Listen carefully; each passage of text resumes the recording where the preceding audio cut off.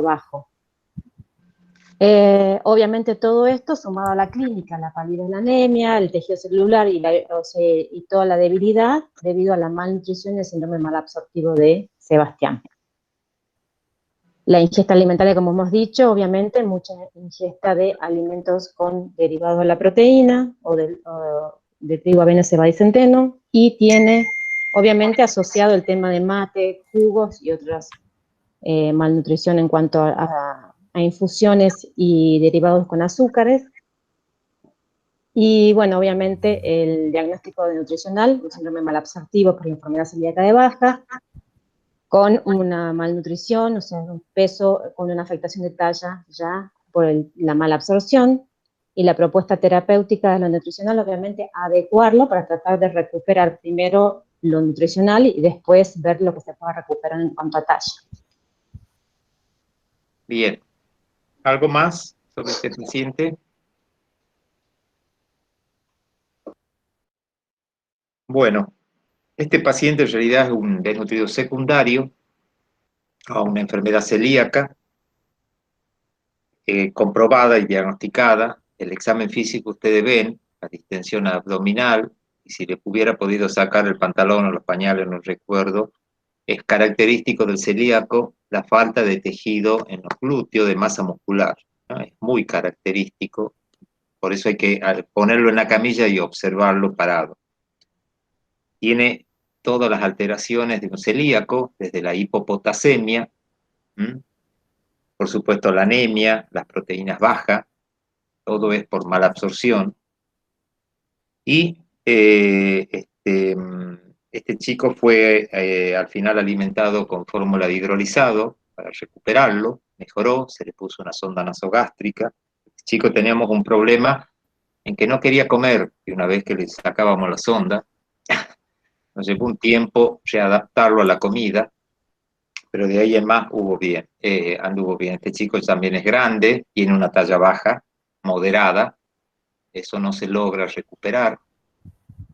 Y lo importante es saber valorarlo. Ahí no concuerdo mucho con que tenga un índice de masa corporal alto, habría que verlo bien, no las tengo las tablas acá de él, para no perder tiempo no me puedo poner a hacerlo, pero de todas maneras talla baja seguro.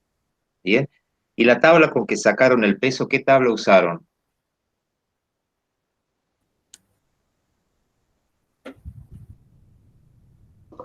El peso por Z-score y tabla de índice. El índice de masa, 22,2 ¿Sí? nos daba. Bien. No sé, Salvo que lo hayamos calculado mal, 18. Bueno, no importa, no, pero simplemente era pero es acotado. 37. Claro, 18. no, perdón, 18,3 hemos calculado Sí, mal. eso les recalco porque por ahí no sacan bien el índice. ¿Ah? Les explico cómo se hace. Les pongo algo simple. Un paciente que pesa 8 kilos, está en kilos, o sea que tengo que poner el número 8. Si fuera 8 kilos 500, tendría que poner 8.5. Eso lo divido sobre la talla. Supongamos 70 centímetros, tengo que poner 0,7. 8 dividido en 0,7 y vuelvo a dividir ese resultado en 0,7. Divido 2 veces en la talla y eso, así de esa forma, se saca mucho más rápido y fácil el índice de masa corporal. ¿Bien? Y no hacer primero talla al cuadrado y después dividir el peso sobre la talla al cuadrado. ¿Lo han entendido? Bueno, este paciente se recuperó, anduvo bien, fue mandado a la casa. El problema de chiquito que tuvo después varias intercurrencias, pero por un mal seguimiento de la dieta. Ese era el problema, eran muchos hermanos, al papá lo conozco mucho, era eso, un pequeño caramelo, o que tenga algo de trigo, o algún alimento pequeño que él robaba, o que le daban, total no le va a hacer nada, el problema era la dieta. Bueno, y no se recupera, son las secuelas que deja este tipo de desnutrición. En teoría debería haber andado bien, siendo muy estricto con la dieta. Bueno, sigamos, el próximo. ¿Cuál es la próxima o el próximo? Es Nair, caso 3. Nair, exactamente, el caso 3, que ya Vamos. lo tiene el grupo número 5 al 8. Bien. ¿Puedo comenzar? Yo soy de comisión 5. ¿Sí? Por Sí, supuesto. Bien. ¿Leo las consignas o paso directamente al caso? léelo rápido, es cortito para que todos lo sepan, porque no lo han Bueno. leído todos. Consignas: evalúe el paciente, describa y comente cuadro clínico, diagnóstico y repercusión nutricional probable, analice antecedentes personales y patológicos, realice antropometría y describa los resultados, evalúe examen físico y laboratorio, analice ingesta alimentaria, efectúe diagnóstico nutricional, propuesta terapéutica desde lo nutricional.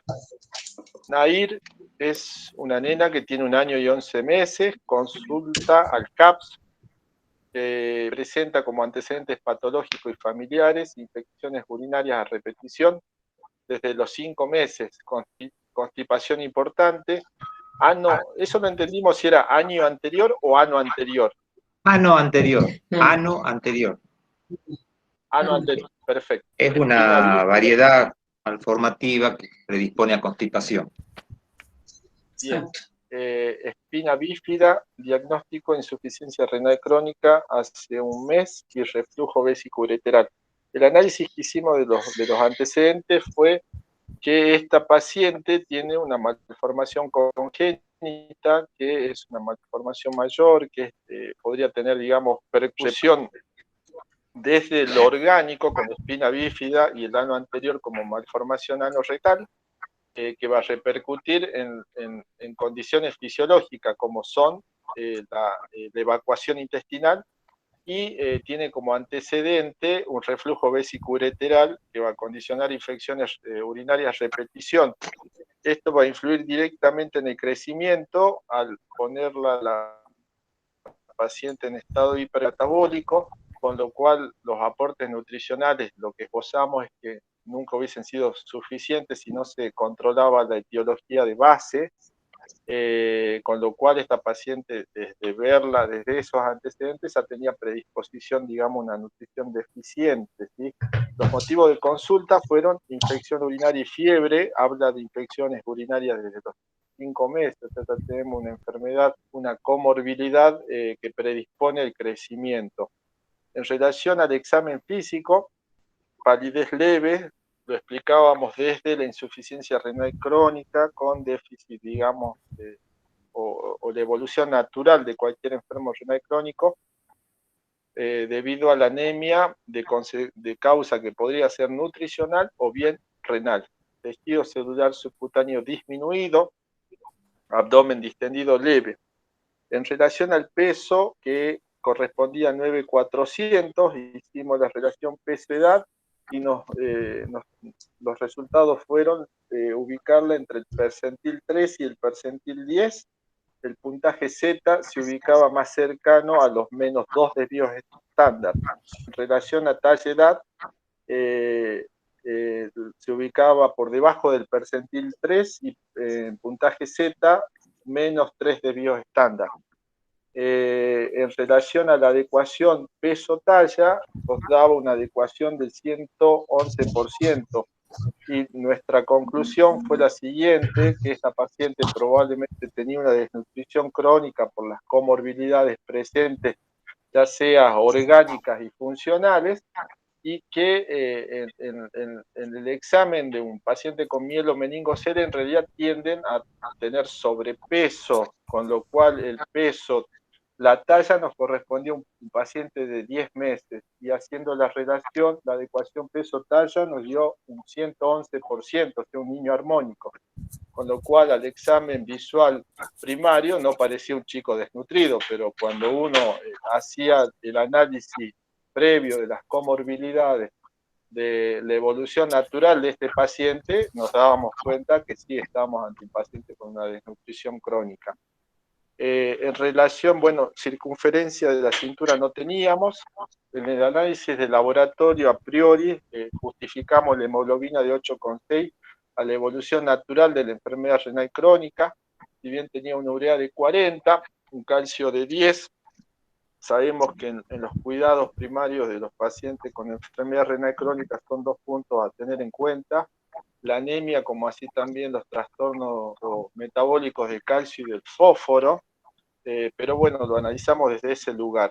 En relación a la alimentación, les leo un poquito: desayuno mate cocido con pan, colación leche bio 50 mililitros y 2 galletas, almuerzo carne de vaca, puré de papas sin sal, colación una fruta, merienda leche bio 50 mililitros o gelatina, cena pollo con puré de zapallo sin sal, otros caldos con verdura.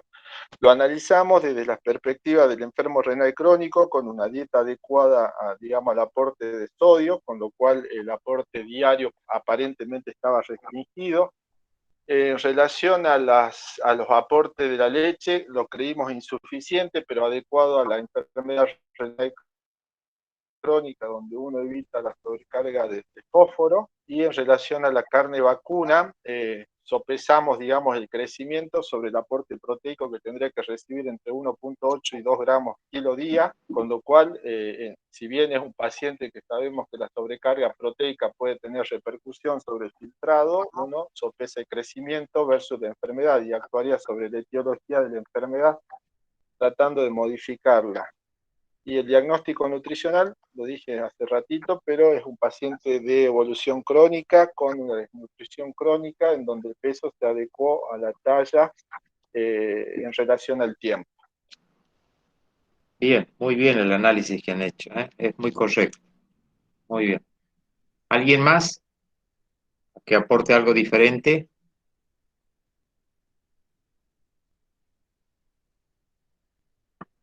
Bueno, miren la foto esta fascie, ¿a qué les indica? ¿Qué tipo de patología?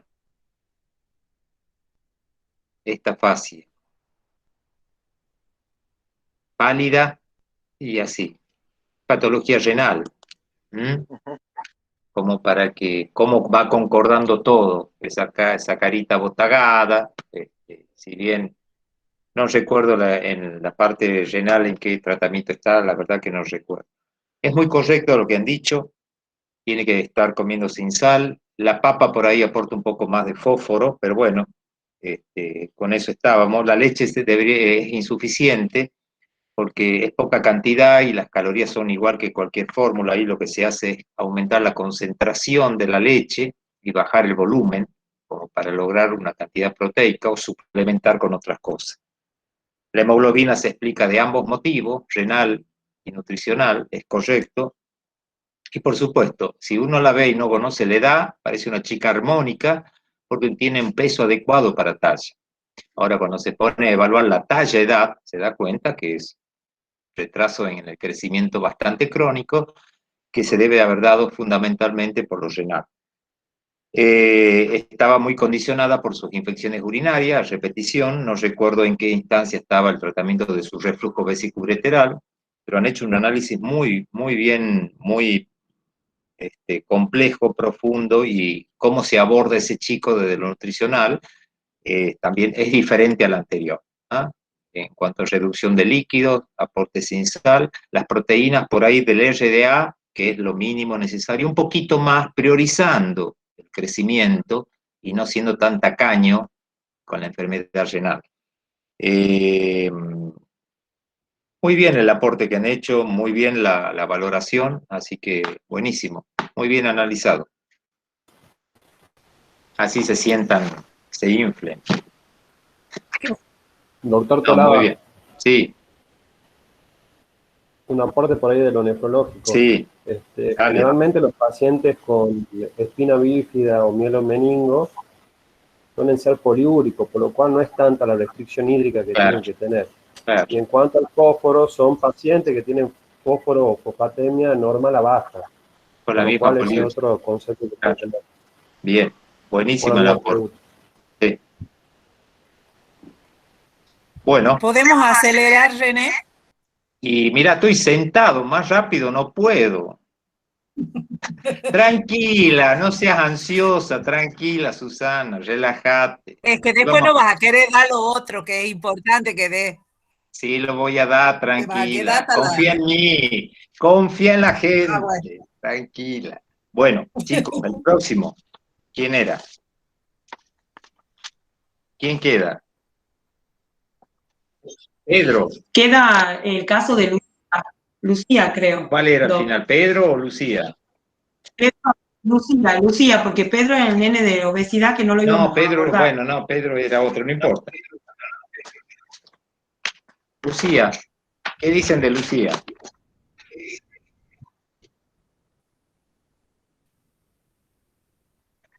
A ver, el grupo del 5 al 8.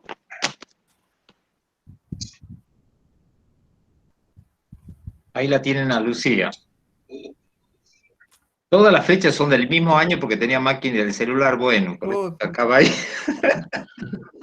Se nota.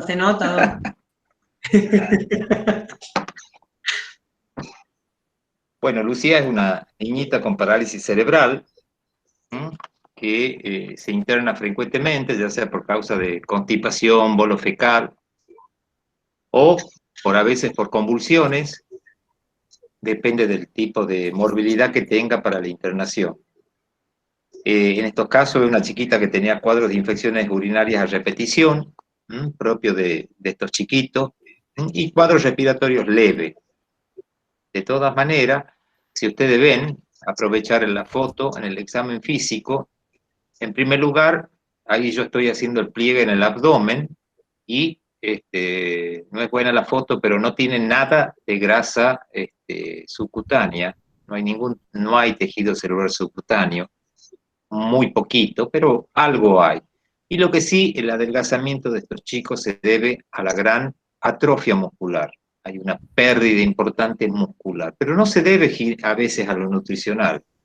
Se debe a la falta de inervación de su sistema nervioso y la falta de movilidad de los miembros. Los miembros inferiores están en una posición viciosa, están flexionados con la atrofia miren la atrofia del muslo que tiene, propio de los chiquitos estos, y que a veces con mucha fisioterapia y con biorelajantes uno trata de paliar. Si el músculo no se mueve, porque no viene la orden correcta o no llega, hay atrofia muscular. Independientemente de eso, no significa que haya una desnutrición propiamente dicha en los parámetros, y por eso este chico tenía una hemoglobina de 12,6, un calcio de 9,5 y un proteinograma de 7,8. Esos parámetros de laboratorio nos indican que no hay demasiadas carencias, sino que ese tipo de conformación de su cuerpito es debido a la atrofia muscular. Esta chica es alimentada con yogur, toma leche, come albóndigas, come frutas, las comidas tienen carne, hidratos con carne, con lo cual la alimentación es correcta, no usa sonda para tomar la leche, eso es lo bueno que tiene, no hay trastorno de glutorio, si no teníamos que usar alguna sonda, y de última plantear una gastrostomía. Esto es una niña, podríamos decir, no puedo hablar de desnutrición. Primero porque las tablas que usamos normalmente para estos chicos no son las que debemos usar, las que usamos normalmente. Hay tablas para parálisis cerebral.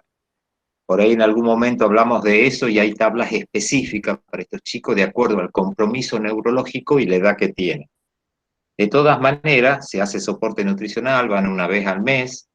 Tenemos la ventaja ahora que por medio del profe se le aporta todos los lácteos y suplementos para lácteos que podemos dar, que en una época no se podía.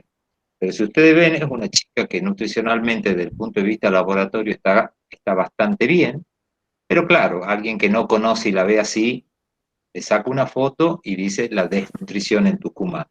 Era un poco para hacer el contraste de los otros chicos con Lucía, que a pesar de su atrofia muscular, es una paciente más eutrófica que los demás. Bueno, ¿alguna duda, chicos? Sí, doctor, yo una pregunta que me recuerde si la talla en estos pacientes con parálisis cerebral era de talón, rodilla, puede ser, no, Es una forma, sí, usando la tabla específica. Bien. Sí. Es una forma, otra es medirlos sentados, tratar de sentarlos. En ella no se puede hacer eso de sentarla, a no ser que sea en el borde de la camilla, apoyada contra la tabla. Bien. Y se toma la medida desde la cabecita hasta el asiento, digamos. Es otra forma de, usando una tabla específica, de medir la talla, por ejemplo. Bien. Otra es midiendo miembros. Hay muchas formas. Así Lo importante es tener las segmentos no. tablas a mano. Claro, también va a depender si es armónica o no, si no tiene un miembro con estos problemas de movilidad y tiene más hipertónico que el otro. Hay muchas formas y depende del grado de parálisis cerebral. Bueno, gracias. No, por favor. Bueno, Doctor, ¿alguna le hago duda o si no una seguimos con el consulta. otro tema? Sí. El último caso de Lucía, ¿no Sí. faltaría que tenga un botón gástrico para evitar, digamos, las infecciones respiratorias y con ello las internaciones y por ahí repercute también en su estado general? Bueno, en realidad, si el estado nutricional te demuestra que no está mal, primero, tengo para decir, bueno, ¿qué conviene? Segundo, el botón gástrica necesita de una negociación con vos y la familia de la niña. No hay que ser riguroso en decir, necesita botón gástrico, ya le hace. No es así. Hay que ver lo positivo que puede llevar el botón gástrico y lo negativo. No nos olvidemos que el botón gástrico necesita cuidado, el manejo necesita una cirugía, con lo cual siempre esto hay que conversarlo con la familia. Con la sonda pasa exactamente lo mismo, a no ser que sea estrictamente necesario, ahí ya cambia. Pero esta chiquita que se alimenta por boca, tiene una mejor calidad de vida, mantiene nutricionalmente bien, no voy a ir a agredirla y a poner un botón gástrico, porque no voy a cambiar demasiado. Le voy a, digamos, hacer más difícil la convivencia con el botón gástrico. No se olviden que comer por vía oral, no tenía trastorno de glutorio, le hacíamos la videofluoroscopía cada tanto. Es placer comer por vía oral. Con el botón gástrico sacamos todo eso. ¿Bien? Gracias, doctor. Sí, ese sería un punto. Nosotros habíamos hecho, René, una observación Sí. de que al ser una niña con una parálisis cerebral y que no camina y que tenga la ingesta de yogur por día más 2 a 3 raciones de leche, yo había hecho el aporte de que me parecía que era proconstipante. Entonces, un yogur es un yogur absorbido, digerido si es caminado. Y ella al no caminar, estoy favoreciendo la constipación, ergo las infecciones urinarias. Entonces, ahí la propuesta sería dar un poco más de frutas y legumbres. Sí, es correcta la apreciación. Todo lo lácteo constipa un poco más. ¿Ah? De todas maneras, no recuerdo en qué momento de glutorio estaba, porque en realidad es más fácil microaspirarse con líquido y no con sólido, ¿no? De todas maneras, sí, es una buena indicación favorecer el aporte de fibra, y si no es con fruta o verdura, aunque sea con fibra en polvo y esas cosas. Pero la constipación en ella parte quizás la causa mayor que tiene es la inactividad, es la falta de movilidad. No se olviden que para hacer la caca todos los días, y por eso la tenemos a la mañana a levantarse, ¿sabe por qué se da? Por la gravedad. Por la gravedad, igual que orinar, la gravedad nos ayuda. Cuando yo estoy acostado, no favorece para nada. Es tan simple como eso. Por eso a veces el hecho de estar acostado, la falta de líquidos es la otra, favorece la constipación. Y también, perdón, la alteración en la inervación a nivel intestinal. Claro. Son varios factores que intervienen, o sea, seguramente este tipo de pacientes, no solamente el factor nutricional, que es muy importante, sino también agregar un producto farmacológico para ayudar, porque generalmente no es suficiente solo con la nutrición. Obviamente todo depende del paciente que estemos hablando, ¿no? Siempre basándonos en la alimentación, por supuesto. Así es, se puede dar algún laxante, se puede llegar a dar inclusive eso que se utiliza para hacer colonoscopía, el Varex. Claro, el polietilenglicol. El polietilenglicol. El polietilenglicol. Que bueno, es el de elección. Sí. ¿Alguna otra duda? Y seguimos con otro tema. Sí, una pregunta, Doc, Sí. hablando de este tema, fórmulas que vienen con fibra para pacientes con parálisis cerebral y tienen sonda nasogástrica, ¿son muy pocas y se puede agregar bifidosa y a qué cantidad? Eso me queda siempre en la duda. Cuando no tenemos fórmulas enterales con fibras por ahí, ¿cómo hacemos con la bifidosa, digamos? Sí, la opción que es agregar bifidosa, no hay otra, o cualquier otra fibra en polvo que viene para adultos. Si los chicos tienen más de 5 o 6 años, no hay problema en usarla. Los pequeñitos es difícil, no tenemos otra cosa que la bifidosa. Y otra cosa es agregar, no fibra, pero que fermente un poquito más, agregar azúcar. Aumento calorías, se hace un poco más fermentativa. Y la tercera cosa que ayuda en la constipación es el yogur. El lactobacilo al cambiar la flora, por eso muchos de ustedes que no toman yogur y se le aflojan, porque les cambia la flora intestinal. Lo que pasa es que pasa un tiempo que el lactobacilo, digamos, se hace predominante en la flora y vuelve digamos, a la constipación. ¿Me entienden? Pero hay una adaptación con el lactobacilo, pero el lactobacilo puede hacer, en algunos afloja, en otros constipa. Depende de la flora original que tenga. No me ¿Tenés acuerdo el apagado nombre. el micrófono? No. ¿Qué? ¿Qué sus... No me acuerdo el nombre me ha hecho gracia lo de afloja, pero no me acuerdo el nombre del gastroenterólogo ese que siempre hablaba en todos los congresos de pediatría, un loco lindo que hablaba, y nos echaba la culpa a todos los pediatras porque les dábamos en la dieta yogur. Decía que el yogur era el peor veneno para la constipación. No me acuerdo el nombre, ¿cómo se llamaba? El gastroenterólogo. ¿René? ¿Te acordás vos? Cueto Rúa, sí, de Córdoba, creo. Ese. Era un caso. Bueno, está igual que vos, que decís que se le afloja. No concuerdo. El yogur es el alimento funcional más René, yo mejor ahí diciendo con vos y la verdad que estoy de acuerdo con Eduardo en esto del yogur y permitime que disienta ahí. Considero que no es el alimento para constipación, pero creo que nos vamos a poner. No te estoy diciendo que sea un alimento para constipación. constipación.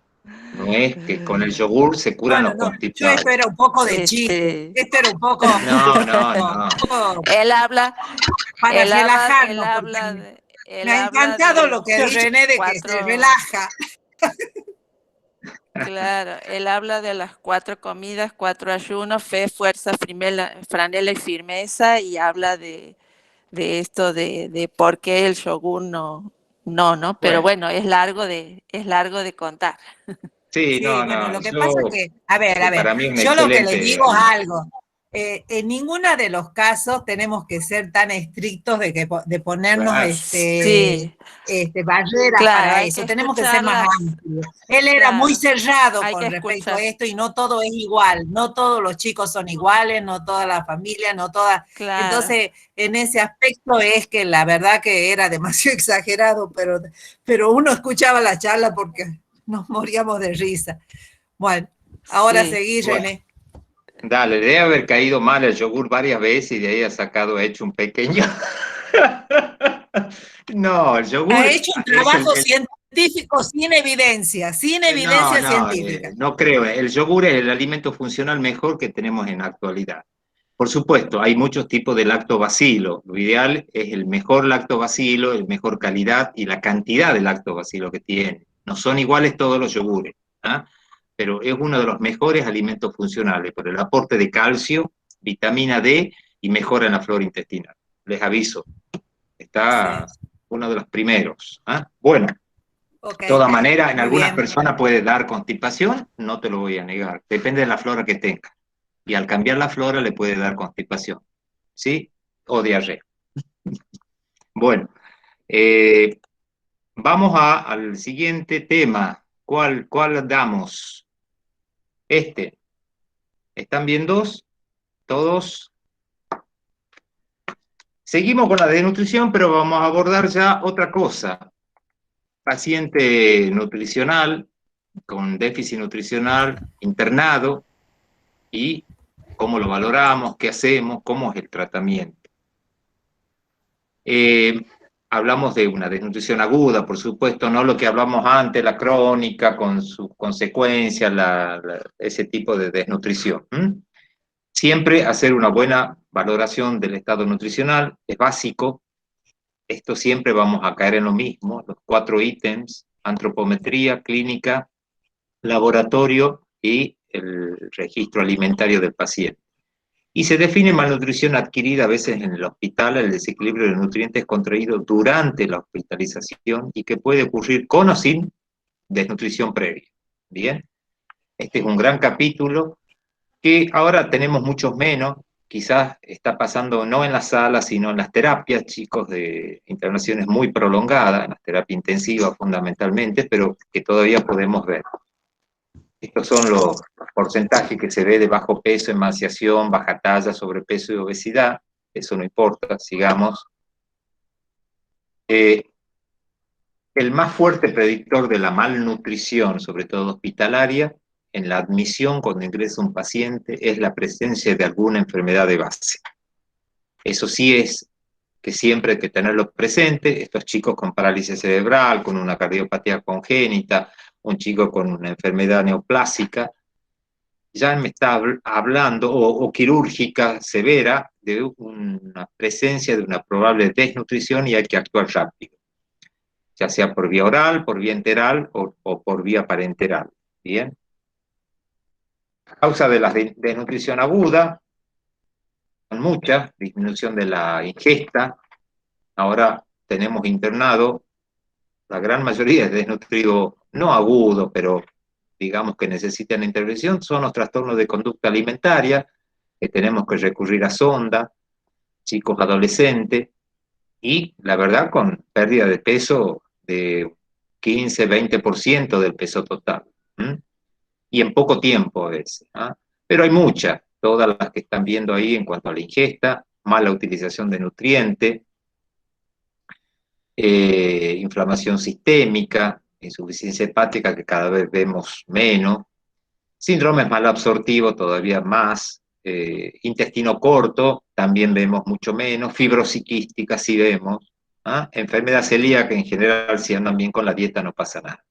Incremento de las pérdidas en diarrea crónica, en los quemados, en terapia sí se ve el estrés que le causa y la pérdida de proteica aguda que tienen, también en los accidentes, en los politraumatizados, y los aumentos de los requerimientos, pacientes con cáncer, eso siempre se ve, soporte nutricional, quemados, politraumatismo, en los convulsivos crónicos que viven con internación por convulsiones refractarias que han disminuido mucho desde que empezamos a hacer las dietas cetogénicas y las medicaciones nuevas que están apareciendo y el aceite de cannabis que aparentemente anda bastante bien. No tengo registro, pero los pacientes que tengo han mejorado mucho, inclusive algunos dejaron la dieta cetogénica. Bueno, siempre es necesario en estos niños hacer una evaluación de riesgo nutricional y para eso hay un montón de herramientas que hacen un tamizaje nutricional, son varias. Yo hace mucho que no la utilizo, ya dejé de hacer guardia en la terapia intermedia, casi no voy a la intensiva, los de la intensiva son autosuficientes, ellos se manejan solo y me parece bien. Que lo que hace el tamizaje nutricional es determinar el estado nutricional al ingreso, lo mismo que hicimos con todos, incluyendo la valoración subjetiva, considerar si esa condición es estable, evaluando la pérdida de peso, si puede empeorar con las comorbilidades de la patología, qué posibilidades hay de una ingesta por vía oral, o será necesario poner una sonda o una alimentación parenteral, si la enfermedad puede seguir avanzando y va a acelerar el deterioro, y presencia o no de un severo estado inflamatorio. Estos estados inflamatorios es cuando aumenta la PCR, los obesos lo tienen, los obesos mórbidos tienen la PCR aumentada por la inflamación crónica que tienen. Ahora está muy de moda los procesos inflamatorios con el COVID. Ustedes han visto cómo se ha puesto de manifiesto la falta de respuesta al tratamiento y la evolución grave que tienen, sobre todo los obesos, en donde se ve este estado inflamatorio crónico. Ustedes, si un chico obeso tiene una PCR medio elevada, hay que tener cuidado, porque nos está marcando el riesgo de este niño ante cualquier enfermedad infecciosa. Estas son las herramientas. Yo llegué a utilizar la de las KIDS del año 2010, donde se hace una evaluación subjetiva del estado general del niño.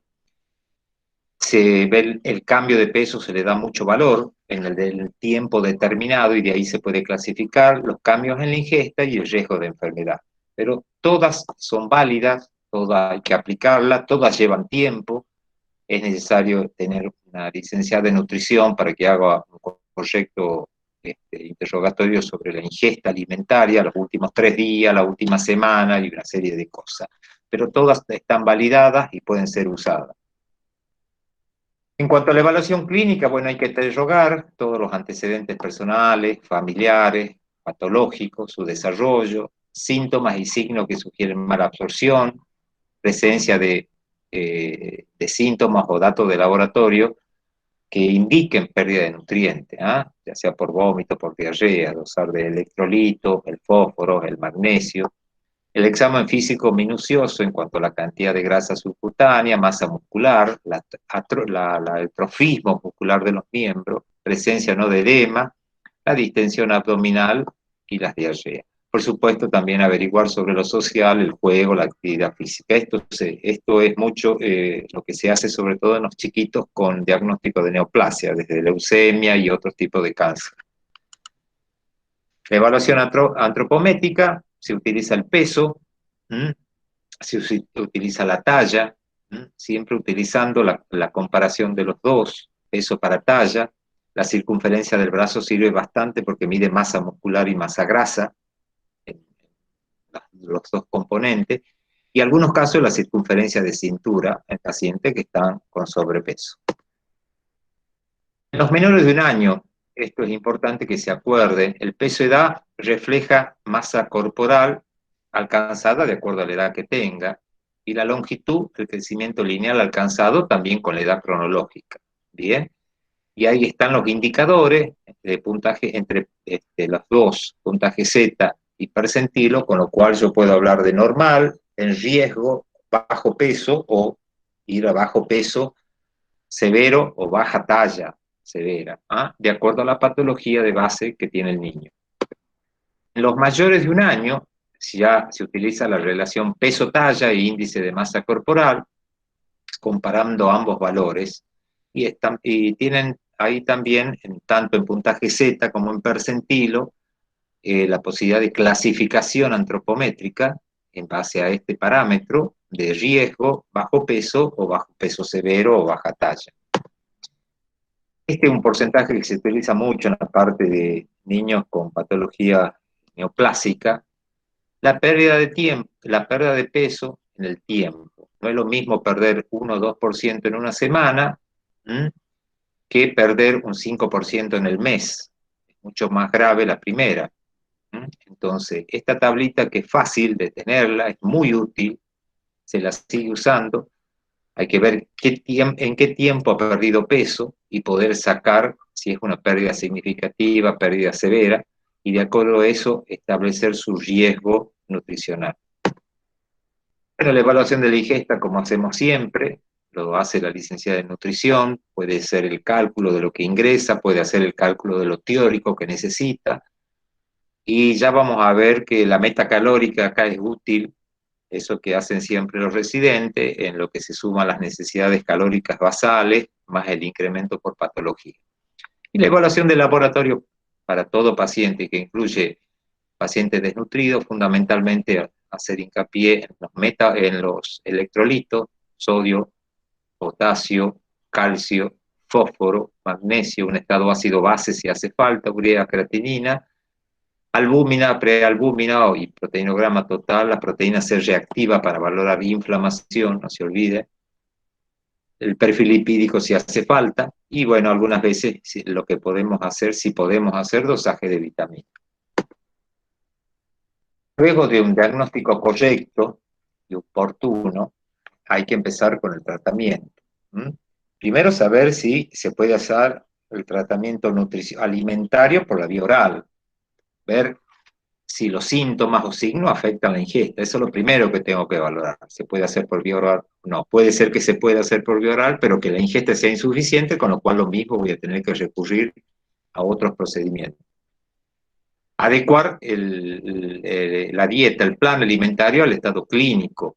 Bien, porque no es lo mismo un paciente politraumatizado, en donde en una terapia crítico, en donde necesita un plan alimentario con una cantidad alta de proteínas por el consumo, igual que el quemado, con una cantidad normal de hidratos de carbono y que por la inflamación y el estrés dan hiperglucemia, en donde tendría que ir más despacio con el hidrato y reemplazarlo con más carga de lípido, o tratar la hiperglucemia con insulina y a la vez agregar lípido, que otro paciente más crónico, un paciente con una neoplasia, que perdió peso, y en donde la alimentación ahí va a tener los macronutrientes, una relación más normal, digamos, más lo que siempre hacemos.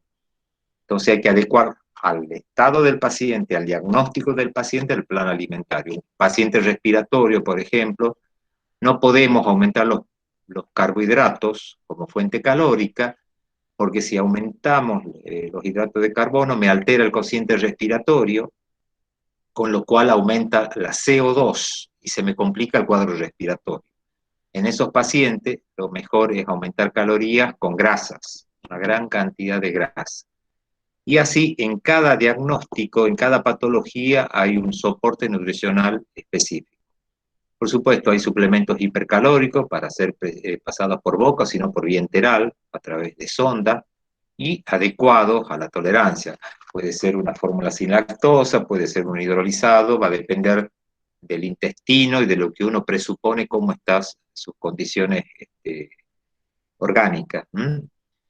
Si a pesar de estas medidas el paciente no llega a ingerir por lo menos el 60-70% de lo necesario, hay que iniciar, por vía oral me refiero, hay que iniciar soporte enteral y o parenteral. Siempre preferir el enteral, nunca ir a la alimentación parenteral, siempre lo más fisiológico, lo más barato, lo más natural y lo menos que se complica es una sonda, que en la mayoría de veces tiene que ser nasogástrica y en muy pocos casos nasoyeyunal. Siempre la sonda es lo más oportuno y lo más frecuente que se debe hacer. Este es un gráfico, esto es del Garrahan, de lo que hacen más que nada soporte nutricional en terapia, pero corre para todo. Si se puede la vía oral, que sería lo posible, si son cubiertas las necesidades energéticas o no, y la necesidad de suplementos hipercalóricos. Ahora, si no se puede usar el tracto gastrointestinal por vía oral, habrá que pensar en la nutrición enteral. Solo en el caso de reflujo se pone una sonda transpilórica, sino en la gran mayoría de las veces se usa una sonda nasogástrica, ¿bien? Y si no se puede usar una sonda porque tiene el paciente un hilio, que puede ser un politraumatismo, que puede ser en un quemado, o en un paciente quirúrgico más complejo, habrá que recurrir a la alimentación parenteral. En realidad la alimentación parenteral cada vez se hace menos, porque en cuanto a tener fórmulas enterales muy buenas y el acceso más fácil, se está priorizando la nutrición enteral, que es mucho más fisiológica que la parenteral. Bueno, volvemos a lo mismo, el tratamiento, cuando iniciarlo, ya sabemos que de nutrición es por debajo del puntaje Z de peso para la talla, en este caso sería menor del 80% de adecuación. Y hay unos términos que es lindo recordarlo, que es emaciación, cuando está con ese porcentaje por debajo de -2, lo que es un niño acortado, en donde tiene un peso relativamente conservado y su talla, lo que vimos recién con el paciente renal, lo que es un niño acortado y emaciado, que a pesar tiene la talla baja, pero a la vez tiene un peso muy bajo, con el peso de adecuación de peso para talla. Y por supuesto una desnutrición edematosa, que son esos pacientes que ya no, menos mal que no estamos viendo, que son el kwashiorkor, que a pesar de que tiene un peso dentro de todo aceptable y una talla aceptable, por el edema pensamos que está adecuado y no es así. Los criterios de internación: ¿qué niño desnutrido se interna? Todo niño con desnutrición severa, por debajo de -2 y -3 de bioestándar, independientemente que tenga o no edemas. El desnutrido por debajo de 2 de peso para talla, cuando padezca enfermedades intercurrentes, infecciones u otras morbilidades, cuando su seguimiento ambulatorio resulte imposible, o por el medio social, por el medio económico, porque el ambiente no es el adecuado, cuando el contexto familiar sea incapaz de ofrecer al niño la alimentación y cuidados que necesite para lograr su recuperación. La mayoría de niños desnutridos, aún agudo o crónico, es preferible hacer el tratamiento de forma ambulatoria. Bien, la internación no es buena para nadie, porque aparte de las infecciones intrahospitalarias, separo al niño, dejo de lado la comensalidad de la familia y todas las relaciones y estímulos que necesita de las personas que lo quieren. Entonces siempre vamos a tratar en la medida de lo posible de hacer tratamiento ambulatorio. Y la otra opción sería el soporte nutricional ambulatorio, que ahora se está haciendo bastante, que hay empresas que se dedican a eso. Eso es mucho mejor que tenerlo en el hospital. Pero para eso hay que tener obra social y tener el servicio de nutrición ambulatoria. Los controles que se hacen en cualquier paciente desnutrido, bueno, todos los parámetros: frecuencia cardíaca, respiratoria, presión arterial, saturación, temperatura, su estado de hidratación, con todos los signos que conocen, la diuresis que tiene, si está en shock, no está en shock, está deshidratado moderado o no está deshidratado. Esto de cajón, siempre al ingreso el desnutrido tiene como morbilidad siempre una infección, o casi siempre puede tenerla, y alteraciones en el medio interno, tanto hidro como electrolítico. Cualquiera de las dos siempre hay que pensarlo y siempre hay que chequear esto. Los controles de la internación es el examen diario, completo, todos los signos vitales, la talla, perímetro braquial es más sensible en estos casos para ir viendo recuperación. Bueno, el balance de ingresos y egresos diario en cuanto a deposiciones, a diuresis, si hay alguna enfermedad intercurrente, tratarla, la interconsulta con infectología. Y a lo que dice acá, que hace mucho que no veo, pero es importante decirlo, en las desnutriciones aguda y severa siempre hay deficiencia aguda de vitamina A. Ahí me falta, no es otra cosa, y donde se hace un shock vitamínico, lo hicimos en esos desnutridos que ustedes veían. La única vitamina en el periodo de urgencia que se hace es la vitamina A de forma inyectable, y se lo detecta con interconsulta con oftalmología porque está la seroftalmia. Hemos tenido pocos casos, pero hicimos el tratamiento de ingreso con vitamina A. Entonces, podríamos hablar de un tratamiento con las 4 etapas clásicas de la desnutrición. Una etapa de urgencia, en donde el niño generalmente ya viene desnutrido, pero ante una diarrea, una infección urinaria, un cuadro respiratorio, se descompensa, puede entrar con deshidratación, puede entrar con un síndrome febril, o puede entrar con una disminución del sodio, del potasio, hacer una convulsión por hipoglucemia. Esa es la urgencia. Yo tengo que tratar primero estos desequilibrios y después ir a tratar de mejorar esa desnutrición. Los trastornos metabólicos, la glucemia, el calcio puede bajar, ya hablamos de la vitamina A, puede haber hipotermia, las infecciones en todos lados, la urinaria a la cabeza y respiratoria después. Y por supuesto, esta etapa de urgencia hay que tratar de pasar lo más rápido posible a la segunda etapa. Esta etapa dura entre 48 2 días a 4 días, hasta que yo logro hidratarlo al niño, empezar el tratamiento con antibióticos, corregir todos los déficits de electrolitos y de esa forma, estable el niño, sin la urgencia hidroelectrolítica, pasar a la próxima etapa. ¿Qué complicaciones puede haber en esta etapa? Son muchas.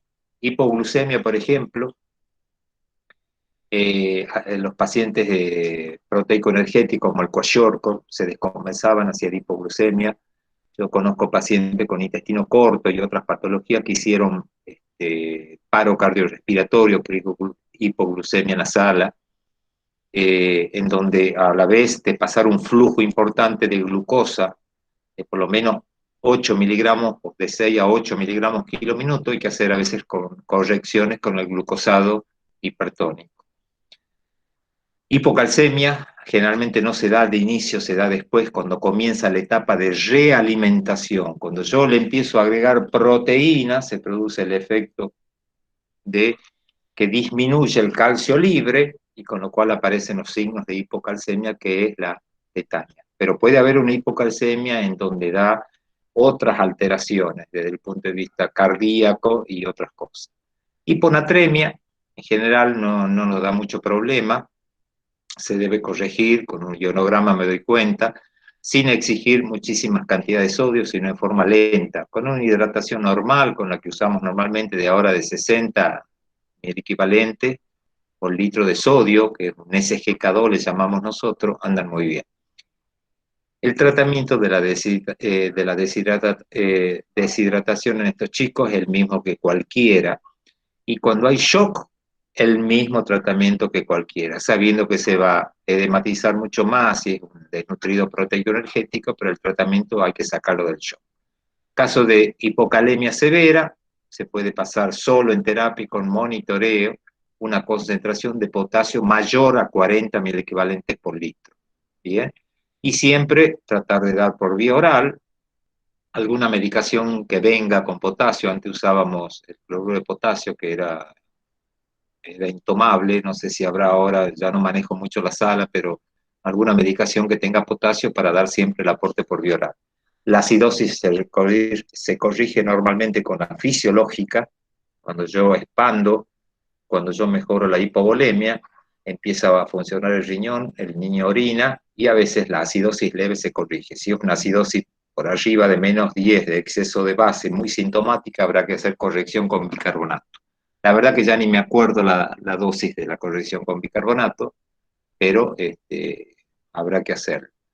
Anemia solamente se corrige con aporte de hierro y solamente transfusión de sangre, o mejor, glóbulos rojos sedimentados cuando la hemoglobina cae por debajo de 7 o de 6.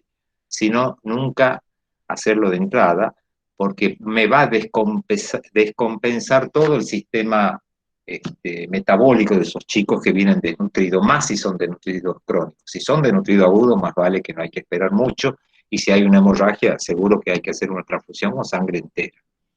Hipomagnesemia también se puede corregir con sulfato de magnesio, ahí está la dosis, hace rato que no hago eso.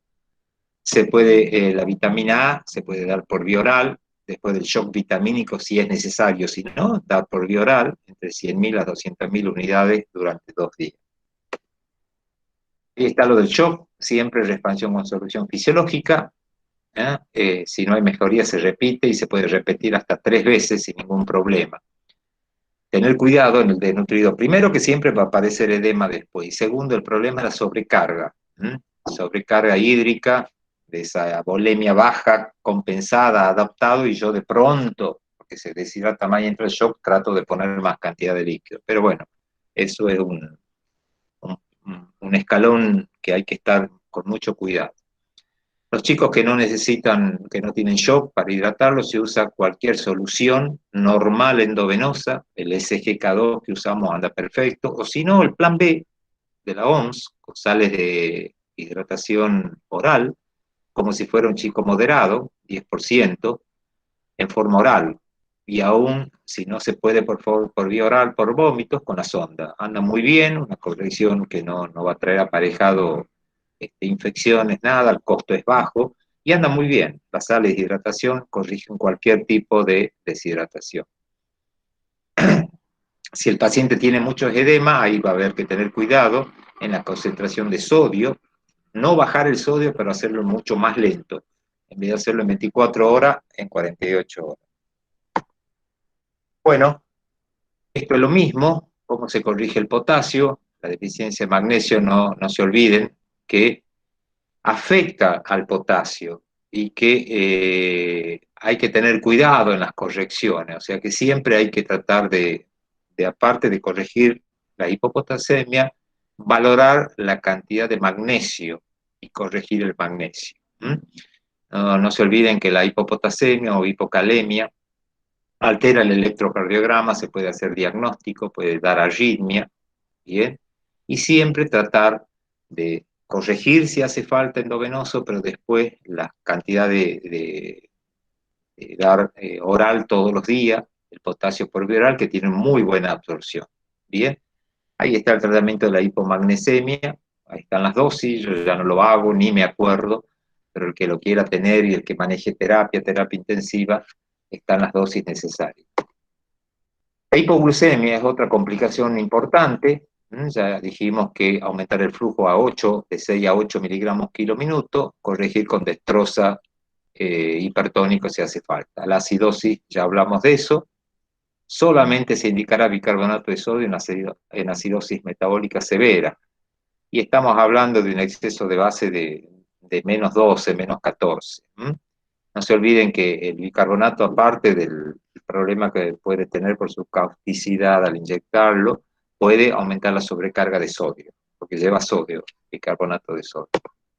Anemia, ya hablamos lo mismo, esta creo que está repetida, sí, esta está repetida, y la vitamina K y la vitamina A es la única que se hace en forma como shock vitamínico. Esto es importante, tratar las infecciones, generalmente cuadros de piel, infecciones urinarias y cuadros respiratorios. Ahora, con la posibilidad de cultivos, de toma de muestra, con la cantidad de antibióticos que tenemos, esto se nos hace más fácil. Ahora, si la infección es intrahospitalaria, con cepa resistente, enterococo y todo lo que ya sabemos, la cosa se empieza a complicar, pero en general no tendría que ser un problema en el tratamiento del niño desnutrido. Una vez pasada la etapa de urgencia, que no dura más allá de los 4 días, donde el paciente se pone más estable, empieza el inicio de la alimentación. Y el inicio de la alimentación va a depender del diagnóstico previo, del tipo de desnutrición. No es lo mismo un paciente con edema proteico energético, donde sé que su intestino está muy atrofiado, que un marasmo en que se ha ido adaptando crónicamente. O sea, son cosas diferentes, un paciente desnutrido agudo, desnutrido crónico, siempre pensando que el intestino va a tolerar o no la alimentación. El inicio de la alimentación se sigue con aporte multivitamínico por vía oral. Se puede empezar a agregar el hierro acá, no cuando está en la parte infecciosa, la primera etapa, sino recién acá. Es preferible el hierro nunca aplicarlo cuando hay un cuadro infeccioso de entrada. Y los aportes de potasio y calcio por vía oral, ¿no? Tenemos en el hospital el zinc, tenemos el calcio, tenemos el sulfato ferroso y tenemos los polivitamínicos, el más fácil, el más común, el más económico, el ADC. Así que esto es cuando ya se inicia la alimentación. Cuando se hace la realimentación, hay que hacerlo lo más rápido posible. Cada día que pasa, o sea, sale de la urgencia y rápidamente comenzar con volúmenes pequeños, con una fórmula que sea adecuada para el diagnóstico del paciente. Si es un cuadro, una desnutrición aguda, por un niño que tuvo una enfermedad celíaca que se descompensa, y más vale que voy a tener que empezar con un hidrolizado, no voy a empezar con una fórmula sin lactosa. Si es un politraumatismo, si es un gran quemado, un chico grande, en donde venía muy bien, es algo muy agudo, y ¿por qué no empezar hasta con una leche entera? Podría empezar. Ahora, si es un chico grande, está la posibilidad que tenga intolerancia a la lactosa, tendría que empezar por la edad con una fórmula sin lactosa, como LK o la Nutriloz sin lactosa. Va a depender del diagnóstico y de lo que sea más adecuado. Lo ideal es por boca, y si no se puede por boca, por una serie de factores, la sonda nasogástrica. Algo tenemos de una charla ahí de alimentación enteral, pero les voy adelantando.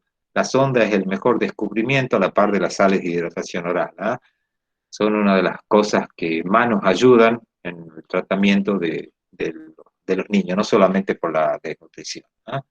Se puede usar fórmulas sin lactosa, se puede usar fórmulas de hidrolizado, Se puede usar en niños con cardiopatía sin gran pérdida de peso y antes de una operación una fórmula de inicio común y corriente, inclusive con mayor concentración para aumentar la densidad energética y calórica hasta tanto se opere. Líquidos hay que calcularse si se utiliza por sonda, ahí ya no es a libre demanda o autodemanda, sino calcular de acuerdo al peso y a la edad. Si hay edema, no interesaría mucho, seguramente después la alimentación se edematiza un poco, pero no hay que tenerle tanto miedo. Si se puede usar lactancia materna hay que usarlo, y tratar de no exceder de golpe todas las calorías y proteínas por el síndrome de realimentación, que ya lo vamos a hablar en un ratito. ¿Alguna duda hasta ahí? ¿Alguna pregunta? Doc, Sí. una acotación. También es importante el tema en el chico internado de las medidas higiénico-dietéticas, del baño, el corte de las uñas, que la mamá cuide de la higiene del cabello. Me parece muy bien, porque esas medidas que parecen tontas evitan las infecciones intrahospitalarias, evitan una serie de problemas. Yo me acuerdo que teníamos una doctora en sala, que era la doctora Sebastián de Nazar, la Olga, que todos los días ella se encargaba de bañar a los pacientes. No me olvido nunca de eso. Todos los días a las 7 de la mañana lo bañaba a su paciente. Eso me queda grabado para siempre. Sí, y le cepillaba las uñas. Le cepillaba las uñas, le lavaba el pelo. No me olvido eso, era increíble, porque invierno y verano el chico se comía el baño a las 7 de la mañana, pero bueno, es una buena acotación eso. Bueno, ¿a dónde estamos? ¿A dónde acá?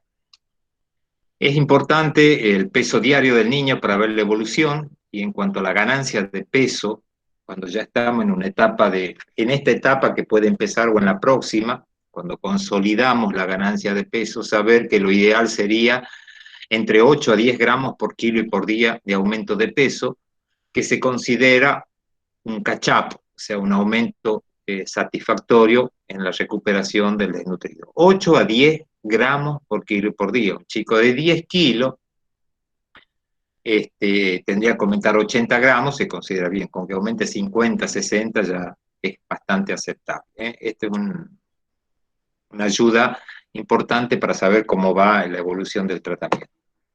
Aquí está el cálculo de la meta calórica que les encanta a los residentes, que a veces es útil en algunos pacientes para saber cuánto de aporte, ya sea por leche o por alimentación parenteral o enteral, necesita un chico. Lo que dice tasa metabólica. No solo los residentes. ¿Lo pasó? ¿Lo pasó? No, digo no solo los residentes. Ah, sí, todo. Pero es importante saberlo porque es fácil de hacer. Acá, de acuerdo a la edad, tengo la tasa metabólica basal que la multiplico por el peso y saco la cantidad de calorías. 53, por ejemplo, tiene un año, por 10, 530 calorías. Y de proteína, 2 por kilo, por 10, 20 gramos. Eso tengo que sumar el segundo punto, que dice incremento por patología, en donde de acuerdo si es leve, moderada o extrema, ahí están algunas patologías, anemia es leve, infección urinaria, las moderadas como una cirugía, una peritonitis, o la muy alta como una sepsis, quemado.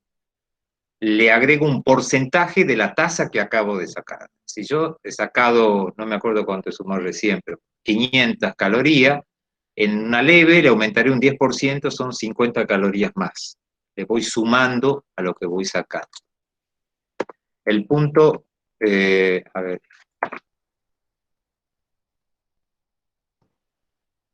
Que he dejado de... Ahí se ve mejor. Bien. Ahí, el tercer punto es el incremento por actividad. Por supuesto, si es un chico que está en terapia y no tiene movimiento y está en coma, 0 calorías, pero si está despierto en sala, agrego 10 calorías por kilo más. En este caso, 10 por 10 son 100 calorías a lo que vengo sacando. Y si está activo, agrego más. Y por último, el incremento por crecimiento, que generalmente eso no lo aportamos, porque a no ser que estén mucho tiempo internado, que es 5 kilos por gramo, 5 calorías por kilo de aumento de peso. Todo esto se hace la suma, se saca las necesidades energéticas digamos, que uno cree necesario en cuanto a calorías y en cuanto a proteína, y es lo que para comenzar la alimentación en la etapa esta posterior a la urgencia. Bueno, micronutrientes ya hablamos mucho, suplemento diario de vitaminas, D, el ADC, a veces el zinc, es casi con seguridad que lo damos, el ácido fólico, el potasio, vitamina K si hiciera falta en algunos niños con mala absorción, con el tipo de protrombina alterado, si no, no se lo utiliza normalmente. Y calcio siempre se aporta. Estos micronutrientes en esta etapa ya es más fácil de darlos, se los da por vía oral y no hay mucho peligro de la interacción entre ellos. Y por último, viene, que no está acá, la etapa de que empieza el niño a lograr peso, catch up en la internación, que puede variar de una semana a menos día o más días, en donde se empieza a considerar esta última etapa, que todo lo que estamos haciendo en el hospital, la fórmula que le estamos pasando especial, el hidrolizado, la LK, le tengo que adecuar para mandarlo de alta, en donde hacemos transiciones, dando una leche entera con menor concentración el primer día para ver la tolerancia, o una fórmula sin lactosa de las que se venden en el almacén, y para lograr que ese niño siga con el aumento de peso en su casa, pero ya no en el hospital. Se considera el alta cuando alcanza el 90%, lo ideal es el 90% del peso para la talla, pero como que tenga desde el 80 al 90 ya podemos pensar, y si el ambiente familiar lo permite, todo el contexto, dar el alta. Establecer controles posteriores, que siga viéndolo el médico que lo ha seguido, los residentes, no me acuerdo cómo se llama el consultorio residente que ven eso, bueno. El de mediano riesgo. El de mediano riesgo, bien. Y muchas veces me hacen la interconsulta de esos consultores, pero andan muy bien los chicos y lo controlan bien los residentes. El egreso ahí está, repetir lo mismo, 90% de adecuación de peso para talla, y no dejar de considerar el seguimiento en forma ambulatoria.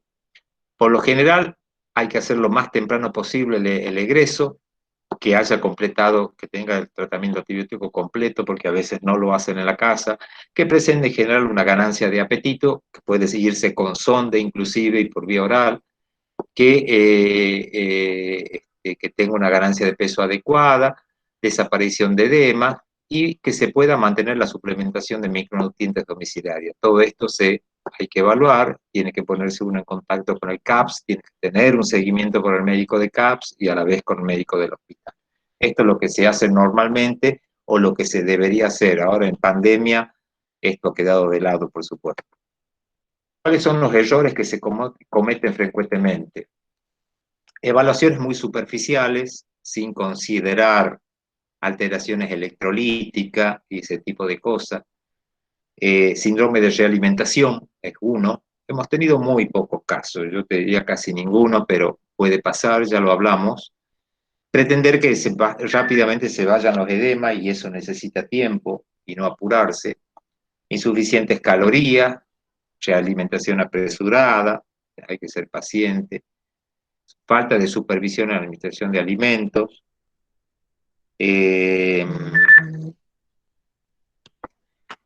Minimizar la relación madre-hijo en lo afectivo, desconocer el tratamiento interdisciplinario, ¿no? Esos son errores, manejarse solo, que siempre se cometen y hay que tratar de evitarlo. Uno con experiencia ya sabe qué puede pasar. ¿Cuáles son los signos de mal pronóstico en cualquier desnutrición aguda? Edad menor de 6 meses, siempre es mal pronóstico, cuando el déficit para talla es superior al 40%, o sea, tiene una adecuación del 60%, no más de eso.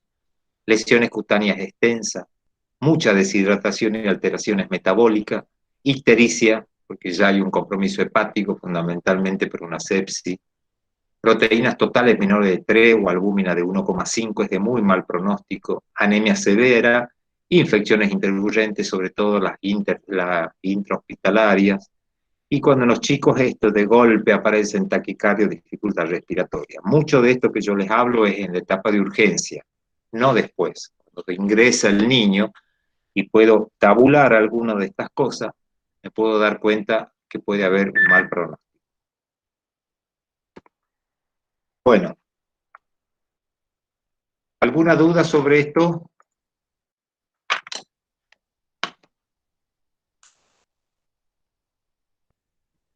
¿René? Sí. Bueno, yo digo que sigamos. ¿Por qué? Si no hay dudas, no hay nada en el chat, ¿no? No tenemos tiempo. Hasta las 7 yo termino con todos los temas. Que confíen. Qué bárbaro. Bueno, confíen. Por Dios. Ay, señores. A ver, René, escucha, hay una consulta. Sí. Dice el doctor Tolaba nos dijo que la realimentación debe ser precoz en Ecuayorco. ¿Y hay que esperar la desaparición de edemas? No. ¿O sin trastornos? Ya Sin es tiempo. trastorno, sin trastorno. Apenas salga de la etapa de urgencia el Kwashiorkor, o sea, que mejore su potasio, que esté hidratado y que su cuadro infeccioso, yo ya le puse el antibiótico y veo a las 24 horas que disminuye la fiebre, que está mejor, aunque tenga edema, hay que empezar la recuperación nutricional. No hay que esperar que el edema se vaya para empezarlo, ¿bien? Porque no se va a ir si no empiezo a realimentar. Apenas salga de la etapa de urgencia. Claro. Puede durar 2 días, 3 días, 4 días, más de eso es imposible. O lamentablemente ya tenemos la muerte. Estoy hablando del Kwashiorkor y ese desnutrido agudo severo, ¿no? Esto no es habitual ahora. ¿Alguna otra duda con el tratamiento? Esto es para manejo hospitalario fundamentalmente, pero hay que conocerlo porque ustedes lo pueden recibir en CAPS. Y todo esto que yo les digo, la gran mayoría se hace, y si no lo conocemos o desconocemos por qué, a veces es necesario saberlo, como para hacer ese seguimiento. ¿Ah? Y siempre remitirnos a los médicos que lo han visto, porque son los que lo conocen. ¿Alguna otra duda? Perfecto. Bueno. No estoy viendo ninguna en el chat. Bueno, ¿qué quiere que sigamos? Elija. Les doy la elección. Bueno, podríamos hablar un poco de la dieta vegetariana, la dieta vegana. ¿Y esto? En la adolescencia que querían. El síndrome de realimentación, sí. Bueno, ya que estamos con... Es importante. Con desnutrición en el tratamiento, sí. Bueno, este síndrome de realimentación lo hemos visto en pocas veces, pero se puede pasar. Lo estamos empezando a ver más frecuente en los chicos que tienen trastornos de conducta alimentaria. Ingresan con una pérdida de peso de 10 kilos, 8 kilos, 12 kilos, 6 meses, 8 meses. Ingresan porque ya no dan más, hay que internarlo y hay que empezar a alimentarlos, por supuesto. Siempre se inicia por vía oral, se prueba unos días, y si el paciente no responde, no se pregunta más y se pone una sonda nasogástrica y se empieza el soporte nutricional. ¿Qué es el síndrome de realimentación? Es una entidad poco frecuente, pero que puede ser mortal, y por eso la importancia que tienen que conocer, en donde se produce una serie de alteraciones clínicas y metabólicas que ocurren generalmente a las 48 horas de iniciado la realimentación, en pacientes desnutridos, moderados, graves, o ayuno prolongado. Si yo hago ayuno por protesta ante el gobierno 6 días, por favor, me alimentan lento, porque ya tengo un tiempo suficiente de ayuno como para provocar este síndrome. Hay depresión, disminución de electrolitos en el suero, micronutrientes, alteración en la homeostasis de líquido, metabolismo, hay alteración en el metabolismo de la glucosa, y conlleva complicaciones neurológicas, pulmonares, cardiovasculares, hematológicas y gastrointestinales. Tiene una elevada morbilidad y también mortalidad. Si no lo logramos conocer y no nos damos cuenta de lo que está pasando, es probable que hasta mortalidad pueda tener. A ver, ¿están lúcidos todos? ¿Han tomado café?